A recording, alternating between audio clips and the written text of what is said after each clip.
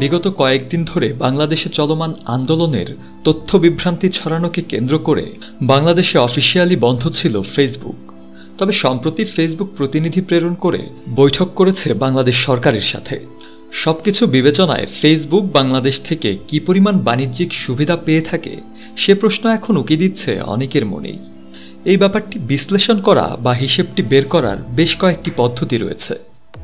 আমরা যদি ক্রিয়েটরদের অর্থাৎ যারা ফেসবুকে কন্টেন্ট বানিয়ে আয় করেন তাদের হিসেব অনুযায়ী ব্যাপারটি বের করি, তাহলে জাতীয় রাজস্ব বোর্ডের রিপোর্ট অনুযায়ী দেখা যাবে ফেসবুক শুধু কন্টেন্ট বেসড বিজনেস থেকেই প্রায় 200 থেকে 220 কোটি টাকা বাংলাদেশ থেকে আয় করে প্রত্যেক বছর।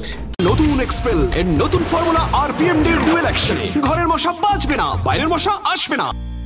এমনকি ভবিষ্যতে হিসেবটি আরও অনেক বাড়ার সম্ভাবনাও রয়েছে। তবে এখানে শুধু ফেসবুকে যে বাণিজ্যিক সুবিধা পাচ্ছে ব্যাপারটি কিন্তু তাও নয়, বরং জাতীয় রাজস্ব বোর্ডও প্রায় 30 থেকে 32 কোটি টাকা রাজস্ব গ্রহণ করে থাকে কোম্পানিটির কাছ থেকে। পাশাপাশি দেশের ক্রিয়েটররাও বড় একটা অংশ রেমিটেন্স যোগ করছে দেশের অর্থনীতিতে। আবার যদি গ্রাহক বা সাধারণ ব্যবহারকারীর ভিত্তিতে আমরা হিসেবটি দাঁড় করাই, তাহলে দেখা যাবে বিশ্বে ফেসবুক ব্যবহারকারীর তালিকায় বাংলাদেশের অবস্থান 9ম এবং ফেসবুক ব্যবহারকারীর মোট অংশের প্রায় 24% গ্রাহক বাংলাদেশি।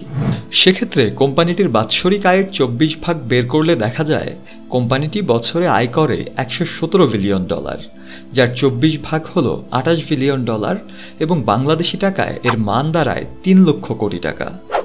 এই সমস্ত বিষয় বিবেচনা করলে ধারণা করা যায় বাংলাদেশের সাথে বাণিজ্যিক সম্পর্ক সুন্দর রাখতে বা সুগম রাখতে ফেসবুক যথেষ্ট সোচ্চার থাকবে এবং সরকারের নোটিশ পাওয়ার খুব অল্প সময়ের মধ্যে তাদের প্রতিনিধি প্রেরণের ব্যাপারটিও সেদিকেই ইঙ্গিত করে।